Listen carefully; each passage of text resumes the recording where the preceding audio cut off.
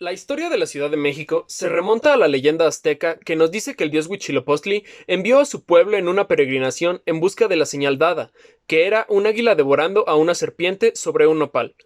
Aproximadamente en el año 1000 viajaron procedentes de Aztlán, al norte del país, para finalmente en el año 1325 fundar México Tenochtitlan en lo que ahora es la Ciudad de México. En el centro de la ciudad estaba el recinto sagrado, formado por decenas de templos y palacios, entre los que destacaba el Templo Mayor, que aún se puede apreciar en la actualidad. Destacaba el poderío militar que desplegó el Imperio Azteca, lo cual le permitió extender su dominio sobre el antiplano central, en el Golfo de México y parte de lo que ahora es Oaxaca, Guerrero, San Luis Potosí, Veracruz y Tamaulipas. En 1521, la capital del Imperio Azteca fue asediada por el ejército español, conducido por Hernán Cortés, y posteriormente conquistada el 13 de agosto de 1521. En este año, fundaron en Coyoacán el Ayuntamiento de México. Ese mismo año, Cortés decidió establecer en la antigua Tenochtitlán la capital de la Nueva España. Durante el virreinato, la Ciudad de México se llenó de construcciones, ya fuera para el culto religioso, como edificios destinados a la administración, o bien residencias de élite, rodeadas de barrios de clases humildes, la idea de las dos repúblicas que se puede ver hasta la fecha. Tras el inicio de la Revolución Independentista de 1810 en Dolores, Guanajuato, el objetivo de las tropas insurgentes era la captura de la capital. Poco tiempo después de proclamar la independencia en Dolores, derrotaron al ejército realista en la batalla del Monte de las Cruces, y a pesar de ello, los insurgentes decidieron volver al Bajío sin tomar la capital. El Valle de México no volvió a ser objetivo militar de los independentistas, y se había convertido en la plaza fuerte del ejército realista, hasta el año de 1820, cuando la Revolución Popular estaba casi erradicada. El comandante criollo Agustín de Iturbide selló un pacto con Vicente Guerrero, que en ese entonces era el jefe de la revolución al sur de México. Estos dos obligaron al virrey en ese entonces Juan O'Donojú a firmar los tratados de Córdoba, que declaran la independencia de México. El ejército formado por estos dos comandantes entró triunfante en la Ciudad de México el 27 de septiembre de 1821. Ese mismo año, Agustín de Iturbide sería proclamado el primer emperador de México por Congreso, coronándose en la Catedral de México. La Constitución Federal de los Estados Unidos Mexicanos en 1824, en su artículo 50, fracción 28, determinó que era facultad del Congreso de la Unión elegir un lugar que sirva de residencia a los supremos poderes de la Federación y ejercer en su distrito las atribuciones del poder legislativo de un Estado, dando así paso a la posterior creación del Distrito Federal. El Congreso de la Unión decreta el 18 de noviembre de 1824 la creación del Distrito Federal, tomando como centro a la Plaza de la Constitución de la Ciudad de México, en un radio de 8.380 metros. Con el decreto de creación del Distrito Federal, este se integró con la unión de varias ciudades o municipios importantes, así como pueblos y villas aledañas. De tal manera, en 1824 dio proceso el inicio de división territorial del Distrito Federal. Posteriormente, la división territorial que establece la Ley Orgánica de 1941 nos dice que el Distrito Federal o Ciudad de México se divide en 16 delegaciones. De tal manera, lo que fue la Ciudad de México se convierte en las delegaciones que actualmente son llamadas alcaldías: Miguel Hidalgo, Benito Juárez, Cuauhtémoc, Azcapotzalco, Hidalgo, Coyoacán, La Magdalena Contreras, Coajimalpa, Tlalpan, Iztapalapa, Xochimilco, Milpalta, Tláhuac, Álvaro Obregón, Gustavo Madero y Venustiano Carranza. Entre los eventos importantes que han sucedido en la Ciudad de México, podemos destacar, en el año de 1847, se da la ocupación del ejército estadounidense como parte de la guerra que culminó con la pérdida de los territorios al norte del país. En 1911, tras el estallido de la Revolución Mexicana, el presidente Francisco I. Madero hace su entrada triunfal en la ciudad, hacia el Zócalo, sobre la avenida que ahora lleva su nombre. En 1949 se inician los trabajos para construir en el Pedregal de San Ángel la ciudad universitaria de la Universidad Nacional Autónoma de México, 16 kilómetros al sur de la ciudad. Los Juegos Olímpicos de 1968, el mismo año que fue perpetrada la matanza de estudiantes en la Plaza de las Tres Culturas en Tlatelolco. Después, en septiembre de 1969, se inaugura el primer tramo de la línea del metro de la Ciudad de México, entre las estaciones Pino Suárez y Chapultepec, de la línea 1. El terremoto de 1985, en el 19 de septiembre, se produjo una ficha oficial de 9.500 muertos y otro tanto de heridos, además de derribar un gran número de edificios históricos. Posteriormente, en el mismo día, 19 de septiembre del año 2017, se registra un sismo que causa la destrucción en la Ciudad de México. Los informes preliminares dieron un número oficial de 370 muertos. Pasando a épocas más recientes, en el mes de febrero del año 2020 se confirmaron los primeros casos de la enfermedad del coronavirus en la Ciudad de México. Esta enfermedad se ha extendido al grado de ser catalogada por la Organización Mundial de la Salud como una pandemia, provocando el confinamiento y parálisis de la vida citadina, cerrando negocios y dejando un gran número de fallecidos. Hasta la fecha, en la Ciudad de México, la pandemia por COVID se mantiene, aunque ya existe la esperanza con el comienzo de la aplicación de una vacuna para dicha enfermedad. Hola, buenas tardes. Yo les estaré explicando la estructura orgánica de la Ciudad de México. Primero empezaré a explicarles que la administración pública de la Ciudad de México está dividida en dos, en centralizada, que está integrada principalmente por la jefa de gobierno, sus secretarías y el Consejo Jurídico y de Servicios Legales, también por órganos desconcertados.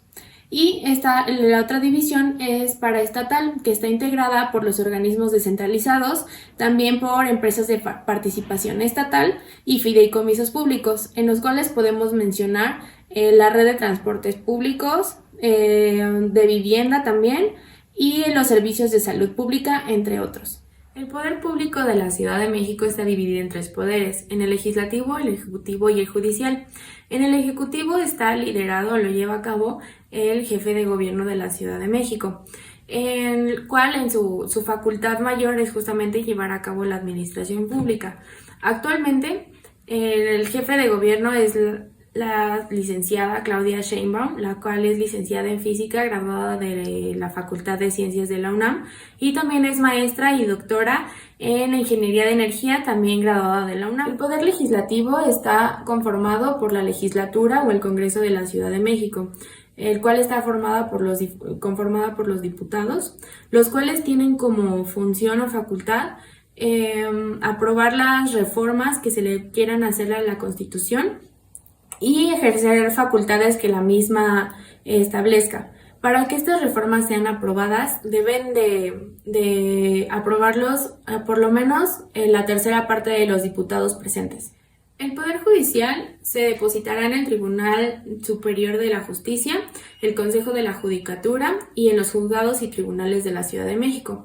Estos tienen como principal función el control constitucional y la legalidad de este mismo. También deben de salvaguardar los derechos humanos y las garantías que se establezcan en la Constitución. Por último, las secretarías. Las secretarías son las dependencias de la Administración Pública de la Ciudad de México centralizadas, auxilian a la jefa de gobierno y la ayudan a estudiar, a planear y a despachar los negocios que están incluidos en el orden administrativo.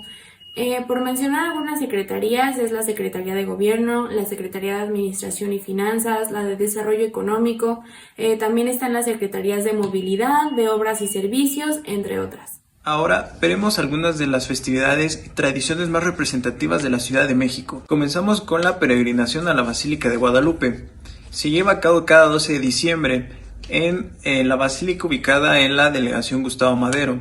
Es una de las más representativas ya que cuenta con participación no solamente de creyentes de la Ciudad de México, sino también de algunos otros estados de la República. El Grito de la Independencia de México.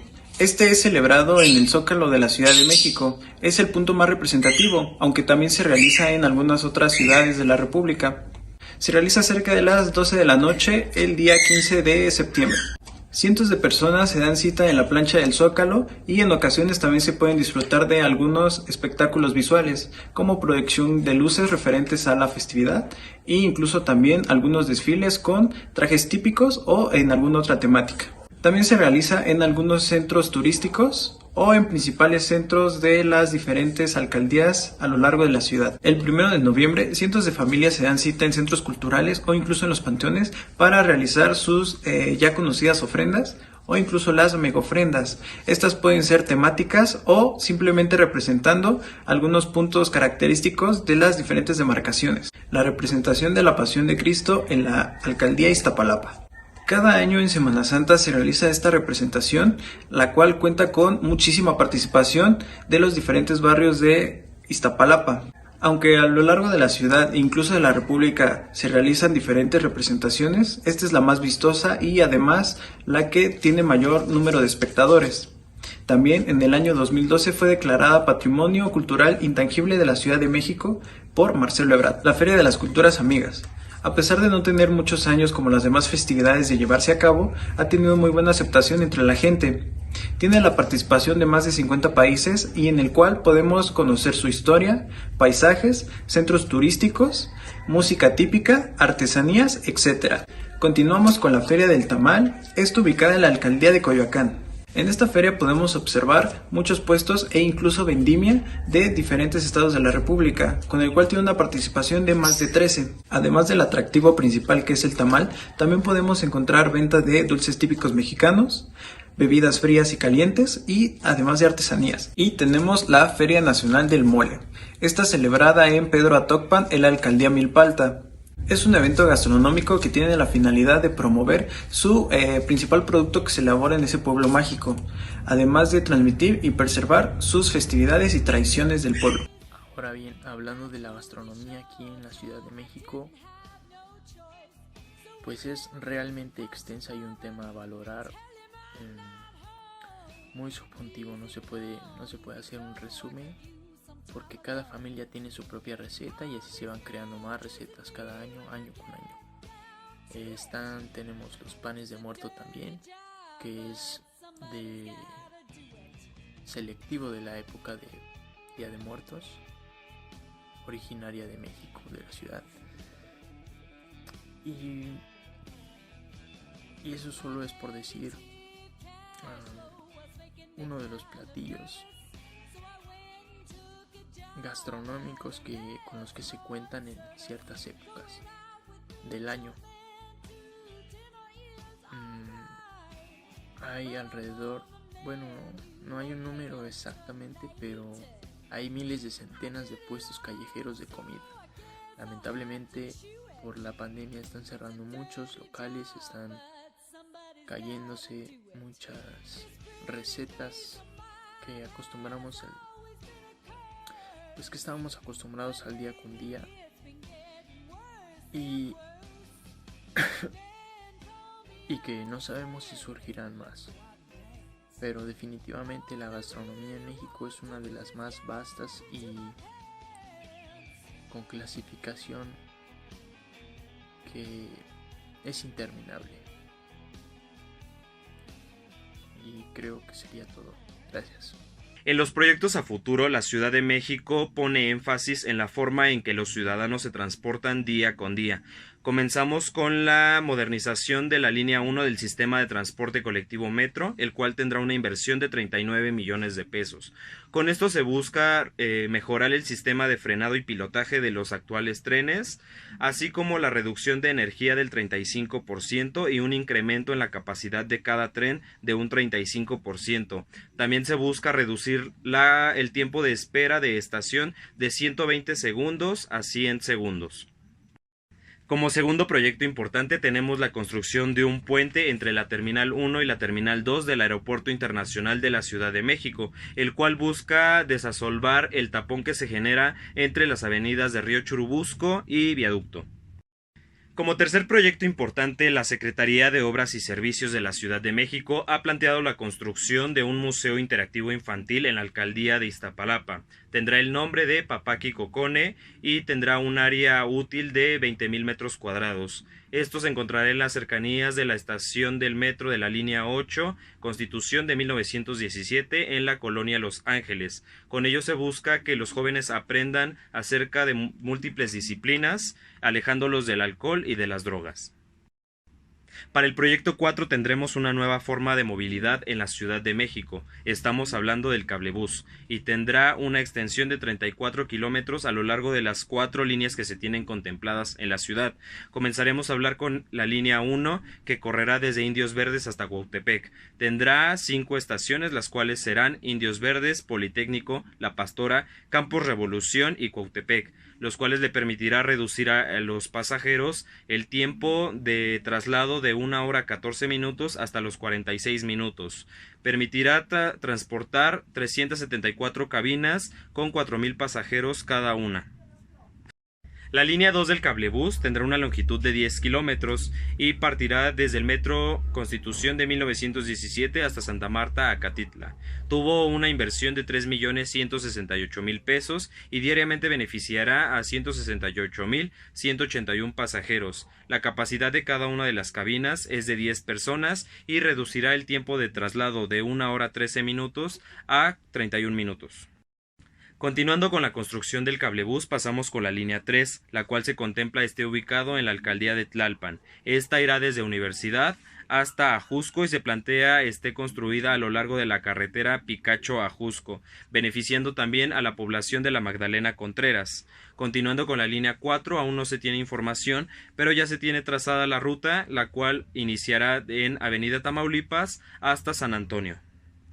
La última obra importante de la Ciudad de México es el trolebús elevado Eje 8 Sur en Iztapalapa, el cual comenzará su recorrido en la estación Constitución de 1917 y terminará en Penitenciaría. Tuvo una inversión de 2.900 millones de pesos y una longitud de 7.4 kilómetros. Se quitarán 15 puentes peatonales y se agregarán 16 cruces seguros, así como la implementación de camiones con cero contaminación local y cero contaminación de gases de efecto invernadero.